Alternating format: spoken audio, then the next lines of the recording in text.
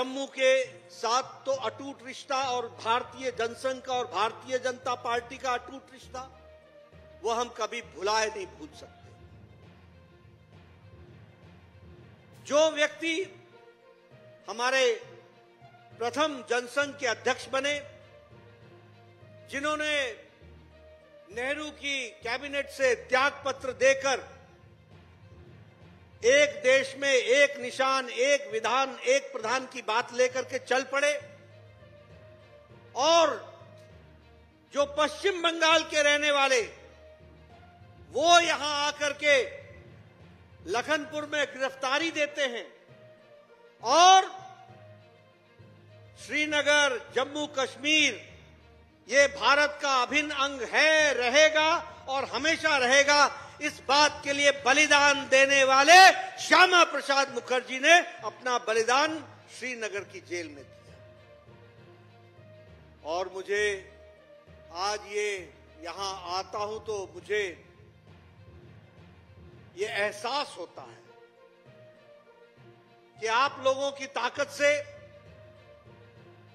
2014 में जब नरेंद्र मोदी जी भारत के यशस्वी प्रधानमंत्री बने और जब 2019 में आपने दोबारा उनको भारत का प्रधानमंत्री बनाया, तो उनकी इच्छा शक्ति ने और अमित शाह की रणनीति ने धारा 370 को धाराशाही कर दिया और संवैधानिक दृष्टि से जम्मू कश्मीर को एकीकृत कर दिया। ये काम किसी और ने नहीं किया, भारत के यशस्वी प्रधानमंत्री नरेंद्र मोदी जी ने किया। मैं आपको जब ये जम्मू के साथ अटूट रिश्ता याद दिला रहा हूं तो बहुत से लोग हमारे हैं जिनको याद होगा 1992 में 1992 में मुरली मनोहर जोशी जी के साथ भारत के यशस्वी प्रधानमंत्री नरेंद्र मोदी आए थे। श्रीनगर में 26 जनवरी को झंडा फहराया था और उसी दिन शाम को आकर के जम्मू के परेड ग्राउंड में ये कहा था कि हम धारा 370 को समाप्त करेंगे। आज ये हम सबके लिए कितनी खुशी का विषय है कि धारा 370 समाप्त हो चुकी है और आज हम एकीकृत तरीके से संविधान की दृष्टि से एक विधान, एक निशान, एक प्रधान, इसके तहत चुनाव हो रहा है। इसको भी हमको ध्यान में रखना चाहिए। मैं यहां आया करता था, मैं याद इसलिए आपको दिला रहा हूं क्योंकि चुनाव के ये मुद्दे हैं। मुझे याद है मैं 2010-11 में आया था नितिन गडकरी जी के साथ। यहां 3 दिन हमारी कार्यकारिणी चली थी और मुझे उस समय जम्मू कश्मीर की समस्या का निवारण करने के लिए एक समिति में आने का मौका दिया गया था। मैं यहां आया था, सच शर्मा के साथ मैं पुंछ गया, राजौरी गया, डोडा गया, किश्तवाड़ गया, सारे इलाके घूमे, लोगों का दुख दर्द समझा और जो बॉर्डर पर रहने वाले लोग हैं उनकी तकलीफों को समझने का प्रयास किया। मुझे जानकर आश्चर्य हुआ कि यहां पहाड़ी लोगों को रिजर्वेशन नाम की चीज नहीं है। हमें आश्चर्य हुआ कि यहां पर कोई ट्राइबल सीट नहीं है। हमारे गुर्जर भाई इतनी बड़ी संख्या में हैं, लेकिन यहां कोई ट्राइबल सीट नहीं है।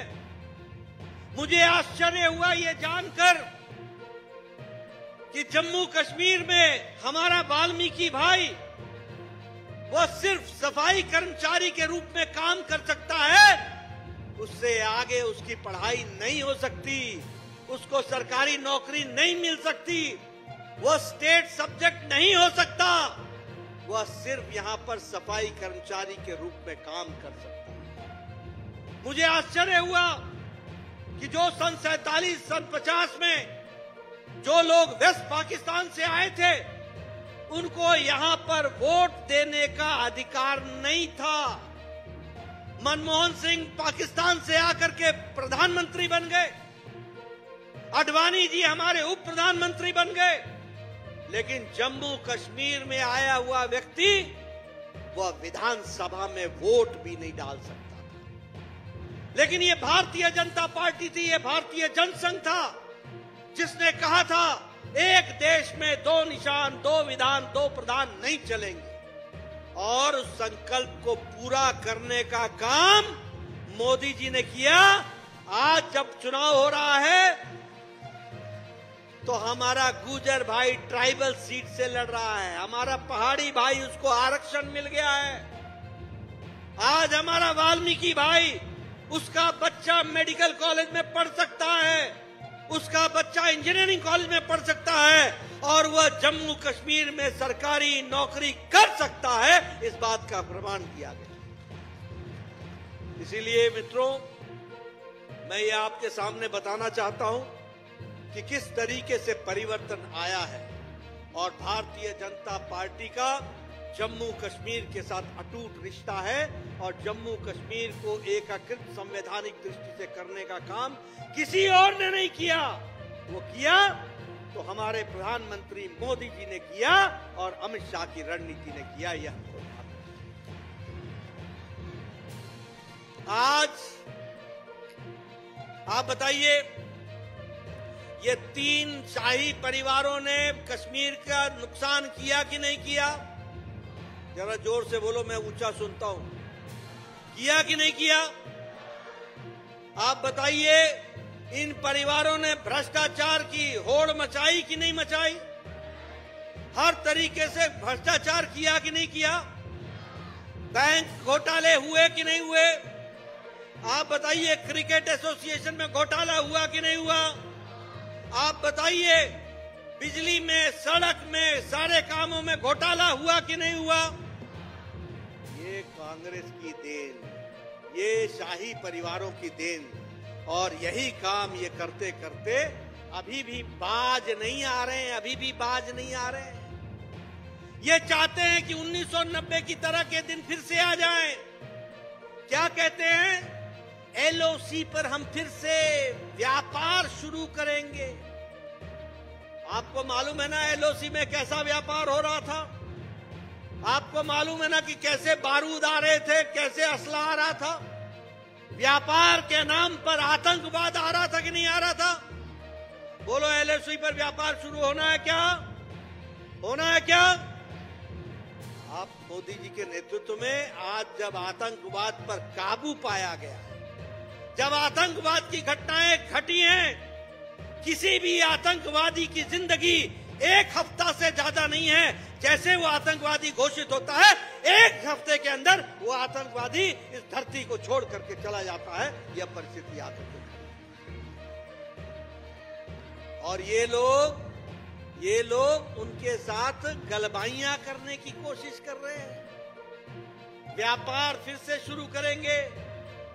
बोलो, इन्होंने बोला कि नहीं बोला कि आतंकवादियों को जेल से छुड़ा देंगे? छुड़ाना है क्या? जरा जोर से बोलो, छुड़ाना है क्या? शांति चाहिए ना? अगर शांति चाहिए तो श्यामलाल चाहिए।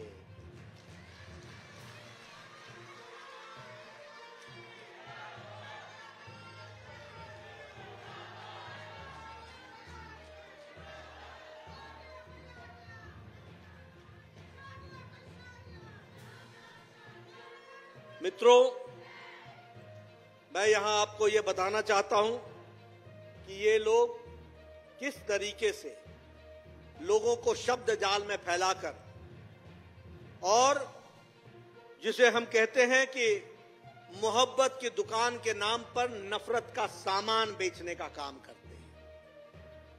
ये लोग एक जाति को दूसरी जाति से लड़ाने का काम करते हैं, एक समुदाय को दूसरे समुदाय से लड़ाने का काम करते हैं और समाज को बांट करके ये अपना उल्लू सीधा करते हैं, अपना लक्ष्य को हासिल करने का काम करते हैं। इस तरीके से इन्होंने काम को चलाया है। इसलिए मित्रों, मैं आपको यह बताना चाहता हूं कि ये जितनी भी गैर राष्ट्रवादी ताकतें हैं, मैं गैर राष्ट्रवादी बोल रहा हूं, ये राष्ट्रवादी ताकतें नहीं हैं, जो आतंकवादियों को छुड़ाने की बात करें, जो व्यापार शुरू करने की बात करें, जो इनके साथ समझौता करें। और मैं यहां यह भी आपको बताना चाहता हूं कि नेशनल कॉन्फ्रेंस और कांग्रेस को किसी और ने सर्टिफिकेट नहीं दिया, पाकिस्तान के डिफेंस मिनिस्टर ने सर्टिफिकेट दिया है। पाकिस्तान के डिफेंस मिनिस्टर ने क्या बोलता है पाकिस्तान का डिफेंस मिनिस्टर कि नेशनल कॉन्फ्रेंस और कांग्रेस पार्टी की मौजूदगी भारत में वह हमारा ही एजेंडा चला रहे हैं और जम्मू कश्मीर को स्टेटस को में लाना चाहते हैं, धारा 370 समाप्त करना चाहते हैं। बोलो, जिन लोगों को पाकिस्तान सर्टिफिकेट दे, ऐसे लोगों को क्या यहां पर आप पनाह देंगे? क्या आप उनको आगे बढ़ाएंगे, पोषित करेंगे?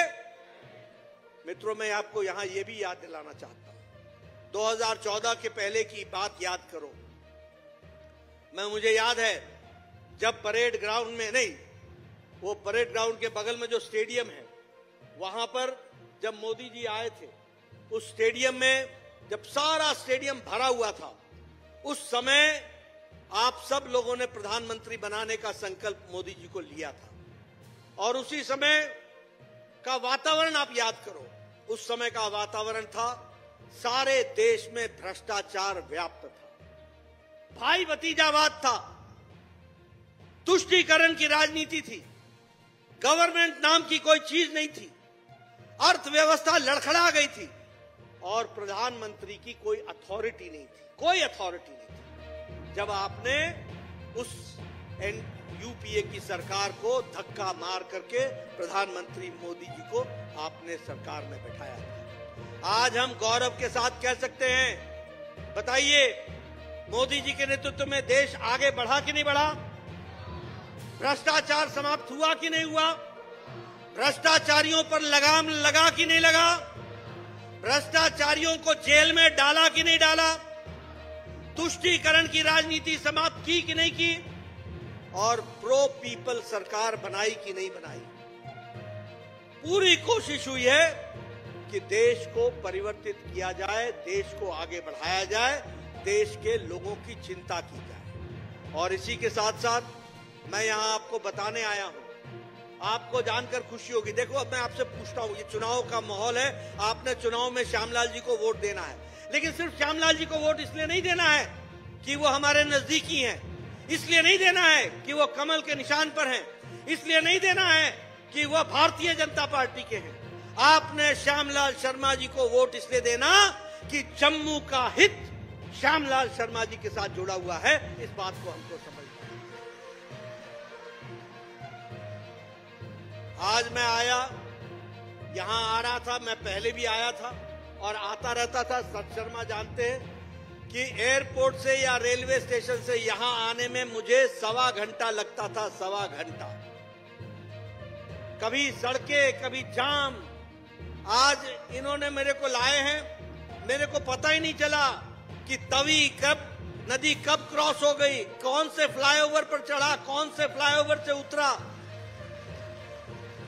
और कौन से एलिवेटेड रोड पर चढ़ा। और यहां जब वो मुठी एलिवेटेड रोड पर चढ़ा तो मुझे सत शर्मा जी ने याद दिलाया कि आपको याद है हम आपके पास दिल्ली आए थे और आप हमको नितिन गडकरी जी के पास ले गए थे और वहां पर ये एलिवेटेड रोड मुठी का, इसको आपने सैंक्शन कराया था। आज आप उसी पर चढ़ रहे हैं, उसी से आप जा रहे हैं।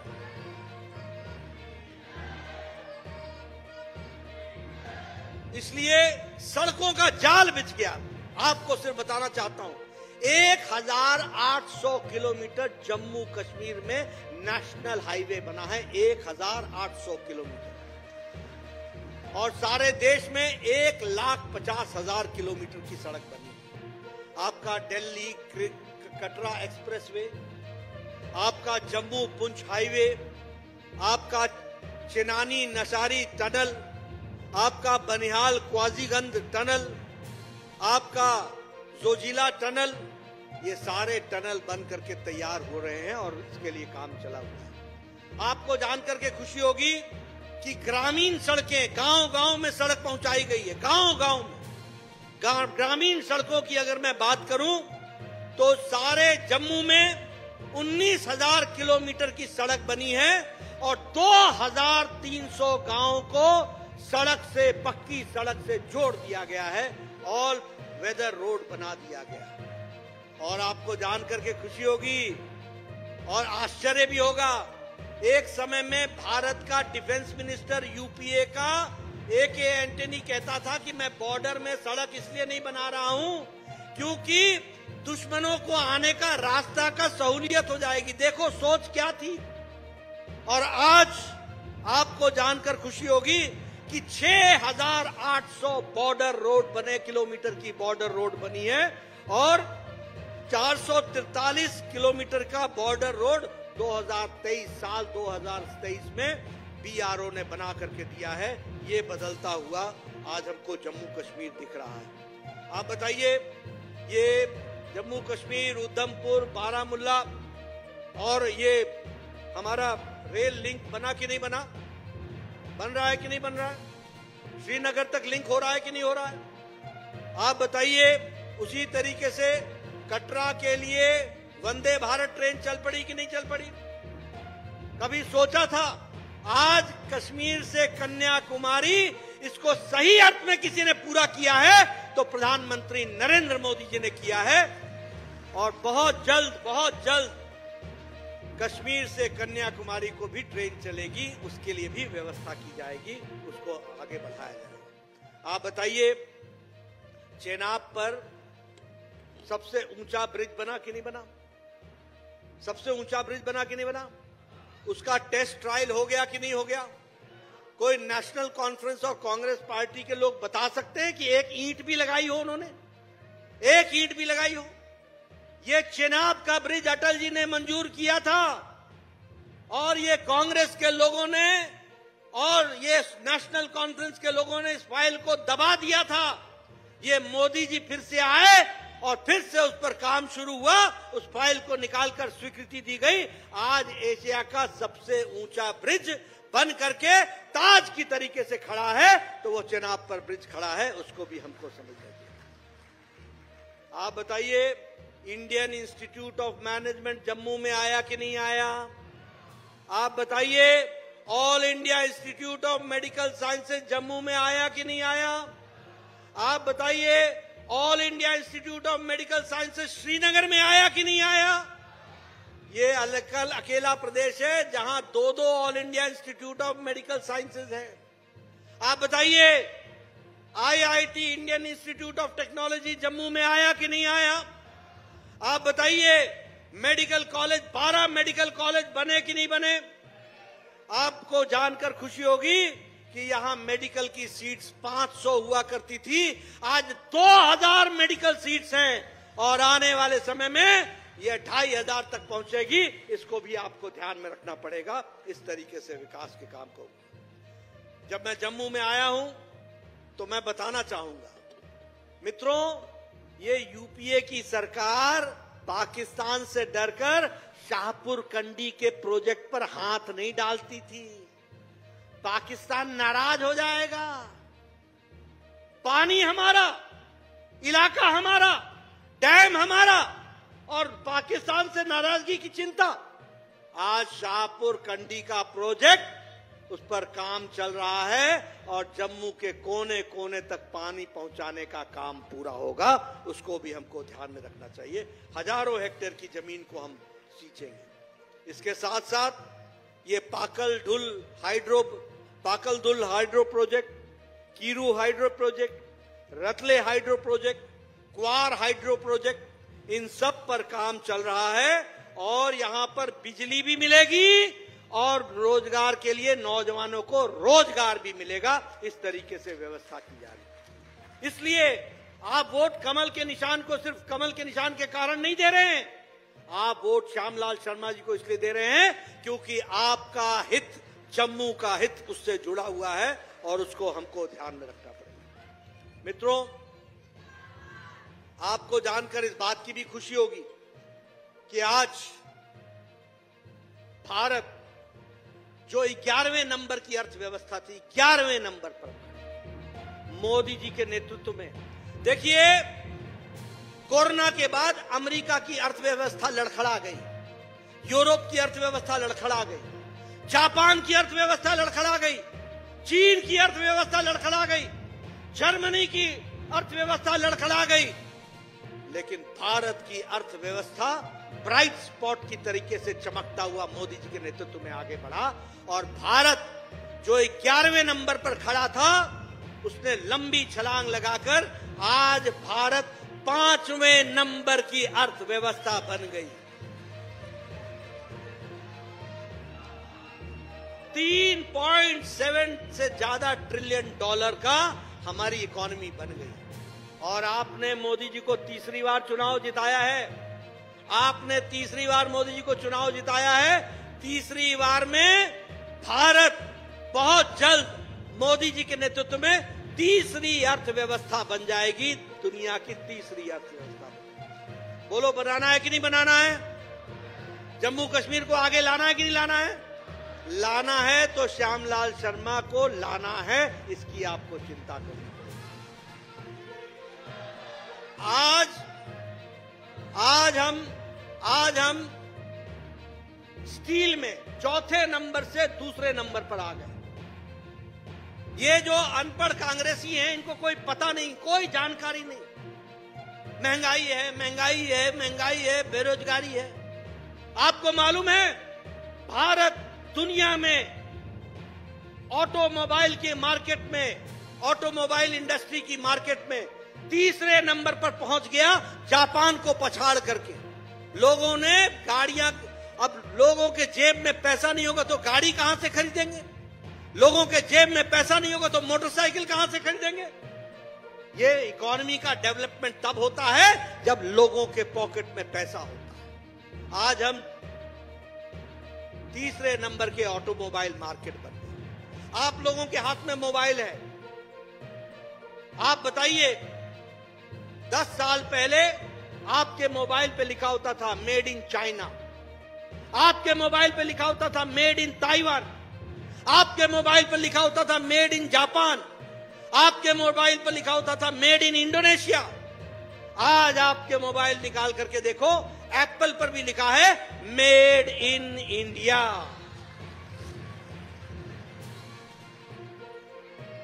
%97 मोबाइल आज भारत में बन रहे हैं। दवाई में दुनिया की हम आज सबसे बड़ी डिस्पेंसरी बन गए हैं। सबसे सस्ती दवा और सबसे इफेक्टिव दवा आज भारत बना रहा है दुनिया में। हम टॉय इंडस्ट्री में, कभी हमारा गणेश भगवान भी चाइना से मेड इन चाइना का आते थे। गणेश भगवान भी, गणपति बापा भी हमारे चाइना के आते थे। आज टॉय इंडस्ट्री में भी भारत आगे बढ़ रहा है और हमारा एक्सपोर्ट बढ़ा है, इसको भी आपको ध्यान में रखना। और कैसे हुआ? मन की बात में मोदी जी ने कहा कि क्या भारत खिलौने भी नहीं बना सकता? और दुनिया के, हमारे भारत के हमारे उद्यमी लोगों ने इसको चैलेंज के रूप में लिया और आज टॉय इंडस्ट्री में भारत एक्सपोर्ट करने लग गया, दुनिया को बेचने लग गया। इस तरीके से हम आगे बढ़े। आपको जानकर खुशी होगी कि आज 25 करोड़ लोग गरीबी की रेखा से ऊपर उठ चुके हैं। 25 करोड़ गरीबी की रेखा से, और भारत की अति गरीबी 1% से भी कम हो गई है। 80 करोड़ की जनता को, और जम्मू कश्मीर में अगर हम कहें तो 72 लाख की जनता को हम 5 किलो गेहूं या 5 किलो चावल, 1 किलो दाल, ये देने की हमने व्यवस्था की।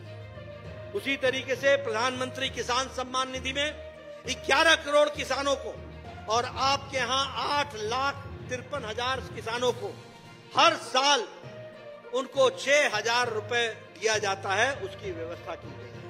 उसी तरीके से विकास के लिए नए नए आयाम चुने गए। लेकिन मित्रों, आप श्यामलाल शर्मा जी को चुनाव जिताएंगे, हमारी सरकार बनाएंगे, और विधवा पेंशन और बुढ़ापा पेंशन जो कभी 200 थी, जिसे पिछली सरकार जब हमारी आई तो हमने 1,000 किया था, अब वह 3,000 कर दिया जाएगा महीने के रूप में। ताकि कोई बुजुर्ग महिला उससे वंचित न रहे। और घर की सबसे बुजुर्ग महिला, अकेली महिला, उसको साल का 18,000 रुपए दिया जाएगा। 18,000 रुपए दिया जाएगा, इसकी भी व्यवस्था है। हमारे जो उज्ज्वला के लाभार्थी हैं, उनको साल में 2 मुफ्त एलपीजी का सिलेंडर दिया जाएगा, उसकी भी व्यवस्था की जाएगी। और जिस किसान सम्मान निधि में हम अभी आपको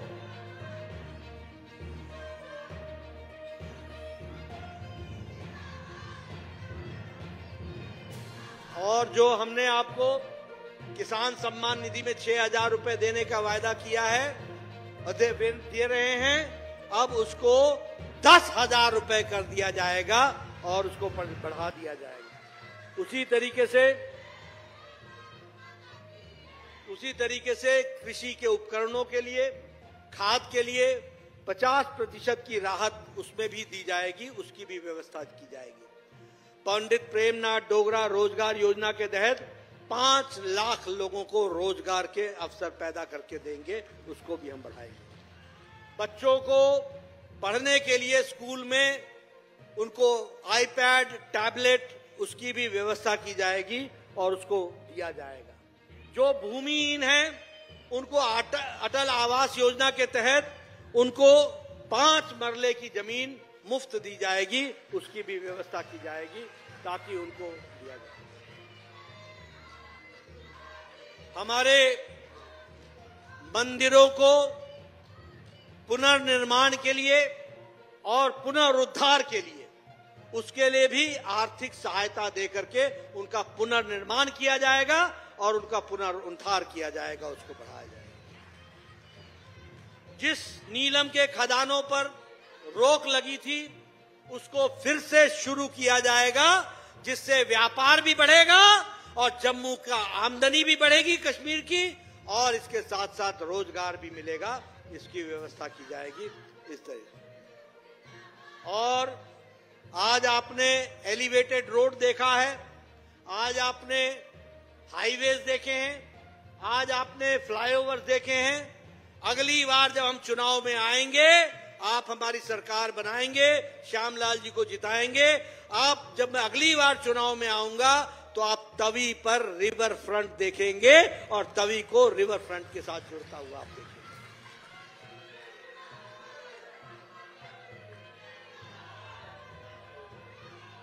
मित्रों, ये सारी बातें मैंने आपके सामने रखने का प्रयास किया है। मैंने बताने का प्रयास किया है कि मैं दिल्ली से चलकर सिर्फ इसलिए आपका वोट मांगने नहीं आया हूं, सिर्फ इसलिए नहीं आया हूं कि आपका वोट हमें मिले और हमारी पार्टी आगे बढ़े।